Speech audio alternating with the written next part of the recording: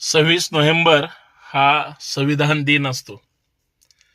पण या राज्यातल्या देशातल्या बहुतांश लोकांनी लोकशाहीचा पराभव करायचं ठरवलंय असं दिसतंय आणि नोटशाहीचा विजय करायचं असं खुणगाटच मनात बांधली असं लक्षात येत आहे. परंतु एक गोष्ट लक्षात ठेवा, या देशाची लोकशाही सक्षम आहे, संविधान सुद्धा या देशाच्या नागरिकांना समर्पित आहे, पण सत्ताधाऱ्यांना ते संविधान सुद्धा बदलायचंय. ईव्हीएम सारखी आधुनिक मनुस्मृती आज तुमच्या माझ्या मानगुटीवर बसलेली आहे आणि तुमच्या माझ्या लक्षात येत नाहीये की आम्ही आमची लोकशाही सुद्धा हरवत बसलो.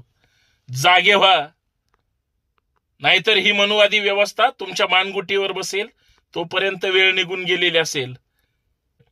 कुठल्या भूलथापांना बळी पडताय याचा जरा विचार करा.